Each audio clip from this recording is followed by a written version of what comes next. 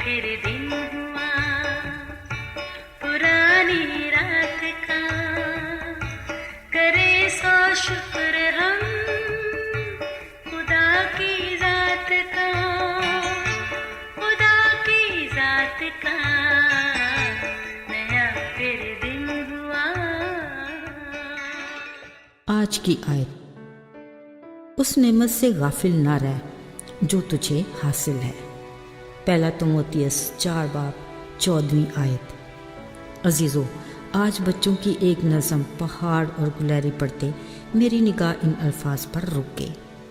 इस नज़म के शायर अल्लामा इकबाल ने लिखा, नहीं नकम्मी चीज़ कोई ज़माने में, कोई बुरा नहीं कुदरत के कारखाने में। बिलाशुबा कारखाना कुदरत में कोई भी तख्लीक की चीज़ ना नकम्मी है और ना ही बुरी। हर चीज़ किसी न किसी मकसद के लिए ही बनाई गई। फिर ज़रा सोचें, बनी नौ इंसान बिना मकसद के कैसे पैदा हो सकता है। अफसोस का मकाम तो ये है कि हम इंसानों को ही दुनिया में आने के मकसद का इल्म ही नहीं। शायद खाना पीना, शादी ब्याह, औलाद, परवरिश, तालीम और फिर ज़रूरियात ज़िंदगी की तकमील की जद्दोजहद के सिवा कुछ नहीं। पर जनाब, सिर्फ यही नहीं, बात बहुत आगे की है। याद रहे, हम इस दुनिया में मुसाफिर हैं और जिसने हमें इस सफ़र पर भेजा है वो तो हमसे हमारे सफ़रनामे का हाल अहवाल तो पूछेगा। इसलिए होशियार खबरदार, हमारी रिपोर्ट अच्छी होनी चाहिए ताकि हमारा खुदावंद हमसे खुश हो। अजीज़ों, इस सारे अमल को अच्छे से समझाने के लिए यसु ने अपनी ज़मीनी ज़िंदगी में एक खूबसूरत तमसील सुनाई। अपने आसपास बैठे लोगों से कहा, एक आदमी ने परदेस जाते वक्त अपना माल नौकरों के सुपुर्द किया। हर एक को उसकी लियाकत के मुताबिक तोड़े दिए। एक को 5, दूसरे को 2 और तीसरे को 1। फिर मालिक के जाते ही सब अपने काम में मसरूफ़ हो गए। यकीनन हर एक की कोशिश यही होगी कि उसका मालिक उसके काम से खुश हो। एक दिन अचानक उनका मालिक परदेस से वापस आया। जब हिसाब किताब का सिलसिला शुरू हुआ तो पहला नौकर खुशी से हाजिर हुआ और कहा, मालिक तूने मुझे 5 तोड़े दिए थे, देख मैंने 5 और कमा लिए। मालिक खुश हुआ, शाबाश दी और कहा, तू थोड़े में दयानतदार रहा, मैं तुझे बहुत का मुख्तार बनाऊंगा, मेरी खुशी में शरीक हो। अब दूसरा नौकर भी, जिसको 2 तोड़े मिले थे, 2 और लेकर खुशी से हाजिर हुआ। मालिक इससे भी खुश हुआ, शाबाश दी और बहुत सी चीज़ों का मुख्तार बनाने का वादा किया और कहा, मेरी खुशी में शरीक हो।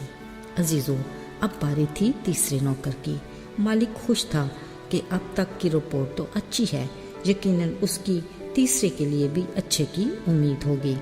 मगर जब तीसरा नौकर उसके हजूर हाजिर हुआ तो वो बहुत अजीब कैफियत से दो चार था और अपने काम में तरक्की की बजाय अजीब सी गुफ्तगू करने लगा।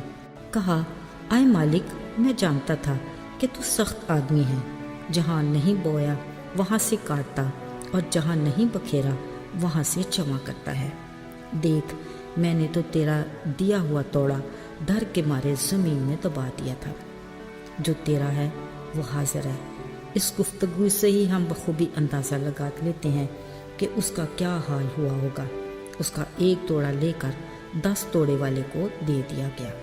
मालिक ने उससे कहा, ऐ शरीर और सुस्त नौकर, तुझे चाहिए था कि मेरा रुपया साहूकारों को देता और वापसी पर मुझे सूद समेत अदा करता, मगर तूने ऐसा नहीं किया।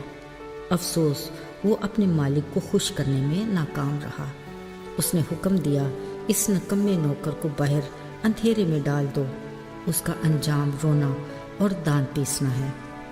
अजीज़ों, खातर जमा रखिए, खुदा का कलाम हमें डराता और धमकाता हरगिज़ नहीं, मगर वो हमें अनजाने ख़तरों और अंदेशों से कबल आज वक्त ज़रूर आगाह करता है और हमारी अच्छे से रहनुमाई भी करता है।